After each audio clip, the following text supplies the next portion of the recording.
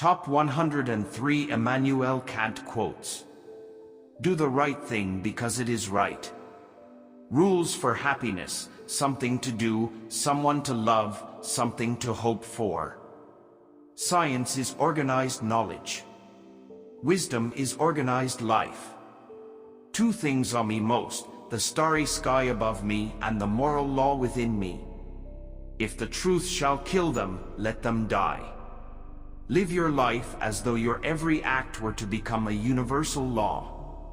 Patience is the strength of the weak, impatience is the weakness of the strong. You only know me as you see me, not as I actually am. Morality is not the doctrine of how we may make ourselves happy, but how we may make ourselves worthy of happiness. Always treat people as ends in themselves, never as means to an end. The wise man can change his mind, the stubborn one never. Dare to think.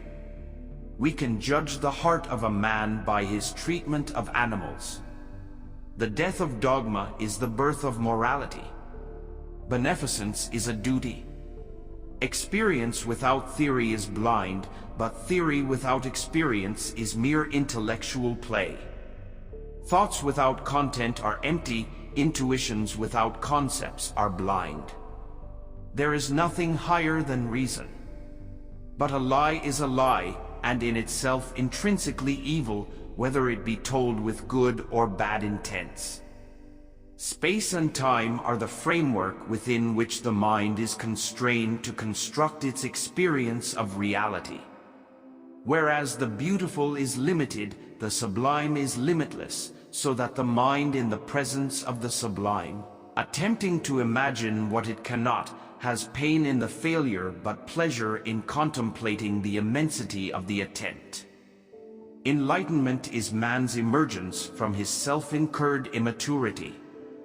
All perception is colored by emotion. Great minds think for themselves. In law, a man is guilty when he violates the rights of others. In ethics, he is guilty if he only thinks of doing so. Reason can never prove the existence of God. Two things fill the mind with ever new and increasing admiration and awe, the oftener and more steadily we reflect on them: the starry heavens above and the moral law within. A single line in the Bible has consoled me more than all the books I ever read besides. If justice perishes, human life on earth has lost its meaning. Three things tell a man: his eyes, his friends, and his favorite quotes. Nature, when left to universal laws, tends to produce regularity out of chaos. The only thing that is good without qualification is a good will. Good if the motive of the agent be good, regardless of the consequences. Act in such a way that you treat humanity, whether in your own person or in the person of any other, never merely as a means to an end, but always at the same time as an end. The human heart refuses to believe in a universe without a purpose. Perpetual peace is only found in the graveyard. It is never too late to become reasonable and wise. Give a man everything he wants, and at that moment everything is not everything. Do what is right, though the world may perish. Ingratitude is the essence of vileness. Act so that the maxim of your act could be made the principle of a universal law. If man makes himself a worm, he must not complain when he is trodden on. Man's duty is to improve himself, to cultivate his mind, and, when he finds himself going astray, to bring the moral law to bear upon himself. The business of philosophy is not to give rules, but to analyze the private judgments of common reason. If we knew that God exists, such knowledge would make morality impossible. For, if we acted morally from fear or fright, or confident of a reward, then this would not be moral. It would be enlightened selfishness. Out of the crooked timber of humanity, no straight thing was ever made. there can be no doubt that all our knowledge begins with experience. Art is purposiveness without purpose.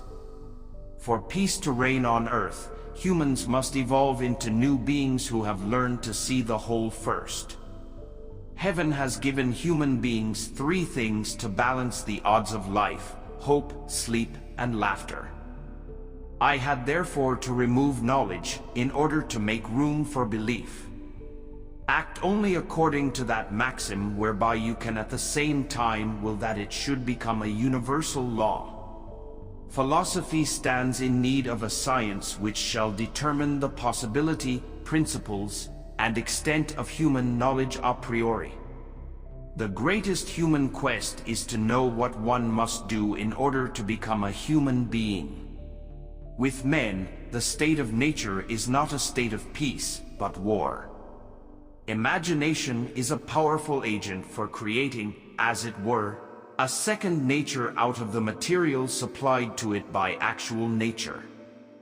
Beauty presents an indeterminate concept of understanding, the sublime and indeterminate concept of reason.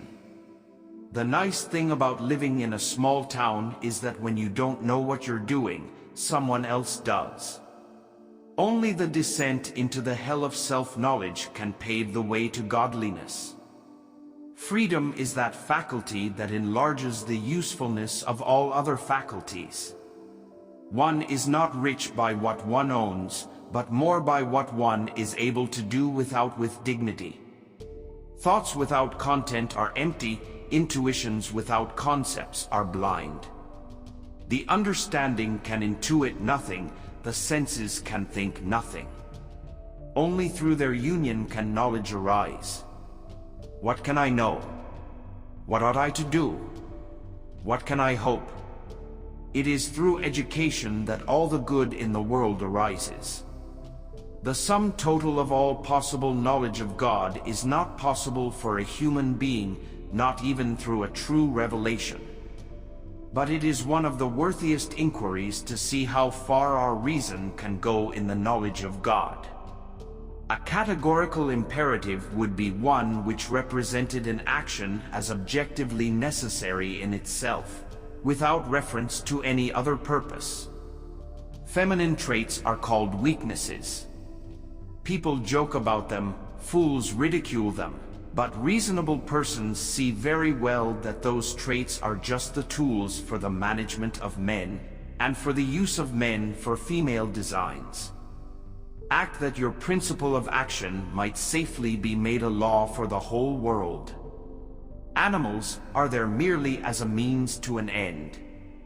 That end is man. Humanity is at its greatest perfection in the race of the whites. Have patience a while, slanders are not long-lived. Truth is the child of time, ere long she shall appear to vindicate thee. Procrastination is hardly more evil than grasping impatience. God, freedom, and immortality are untenable in the light of pure reason. Suicide is not abominable because God prohibits it. God prohibits it because it is abominable. Freedom is the alone unoriginated birthright of man, and belongs to him by force of his humanity, and is independence on the will and coaction of every other in so far as this consists with every other person's freedom. Time is not an empirical concept, for neither coexistence nor succession would be perceived by us if the representation of time did not exist as a foundation a priori. Ours is an age of criticism to which everything must be subjected.